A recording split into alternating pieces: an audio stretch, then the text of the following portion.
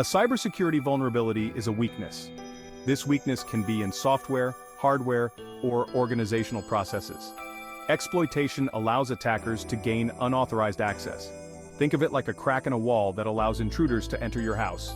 Understanding these weaknesses is the first step in protecting yourself and your organization from cyber threats. Cybersecurity vulnerabilities matter significantly because they represent potential risks.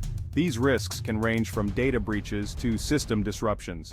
A vulnerability can be exploited to steal sensitive information, such as financial data, personal details, or intellectual property. It can also be used to disrupt critical services, causing downtime and financial losses. The impact of a successful attack can be devastating, both for individuals and organizations. Vulnerabilities can undermine the confidentiality, integrity, and availability of information and systems. Confidentiality refers to the protection of sensitive information from unauthorized access. Integrity ensures that data is not tampered with or altered without authorization. Availability guarantees that systems and information are accessible when needed. The consequences of exploiting vulnerabilities can be severe. For individuals, it can lead to identity theft, financial loss, and reputational damage. For organizations, it can result in financial losses, regulatory penalties, legal liabilities, and damage to brand reputation. By taking proactive steps to address vulnerabilities, organizations can significantly reduce their risk and protect their valuable assets. Software vulnerabilities are flaws in software code that attackers can exploit. These flaws might allow attackers to execute malicious code, gain unauthorized access, or crash systems. Software vulnerabilities are common and can be found in various applications, operating systems, and firmware. Configuration vulnerabilities arise from misconfigured systems or devices. These misconfigurations can create weaknesses that attackers can exploit. For example, a server configured with weak passwords or default settings can be easily compromised. Network vulnerabilities are weaknesses in network infrastructure that can be exploited to gain unauthorized access or disrupt network services. These vulnerabilities can arise from insecure network protocols, misconfigured firewalls, or weak access controls. Human factor vulnerabilities are weaknesses related to human behavior. These vulnerabilities can be exploited through social engineering, phishing attacks, or human error. Vulnerability scanning is an automated process of identifying potential vulnerabilities in systems and networks. Vulnerability scanners use a database of known vulnerabilities to check for weaknesses. They scan systems and networks for open ports, misconfigurations, and outdated software. Penetration testing, also known as ethical hacking, is a more in-depth approach to vulnerability assessment. Penetration testers simulate real-world attacks to identify vulnerabilities and assess their potential impact. They use various techniques to try to gain unauthorized access, exploit vulnerabilities, and compromise systems. Vulnerability assessments can be performed internally or by external security experts. Regular vulnerability assessments are essential for identifying and addressing security weaknesses before they can be exploited. Organizations should conduct vulnerability assessments at least annually, or more frequently if they operate in high-risk environments. Section 5. Mitigating software vulnerabilities.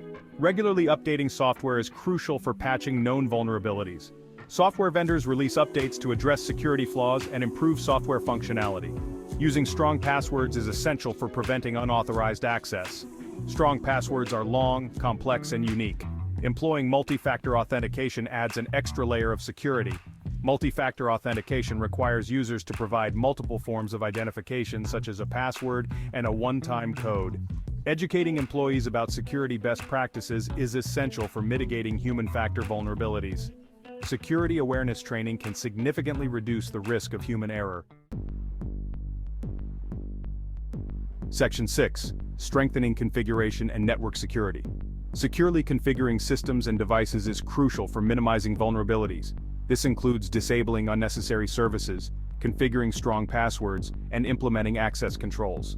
Implementing firewalls and intrusion detection systems can help protect networks from unauthorized access and malicious activity.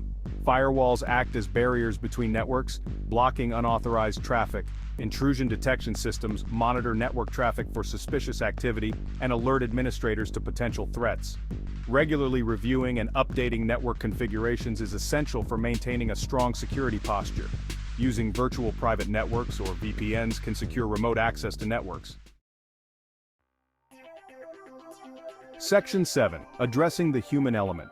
Security awareness training is essential for educating employees about cybersecurity threats and best practices. Training should cover topics such as phishing, social engineering, password security, and data protection. Establishing clear security policies and procedures provides a framework for employees to follow.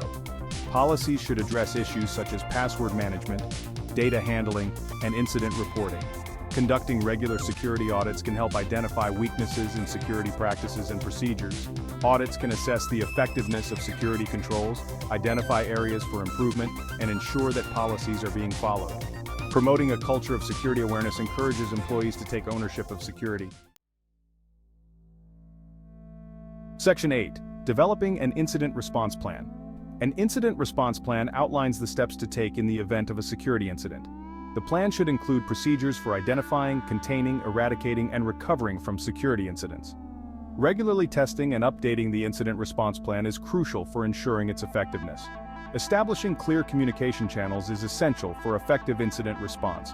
The plan should identify key personnel and communication methods to be used during an incident. Clear communication can help ensure a coordinated and effective response. Having a dedicated incident response team can facilitate a swift and effective response to security incidents.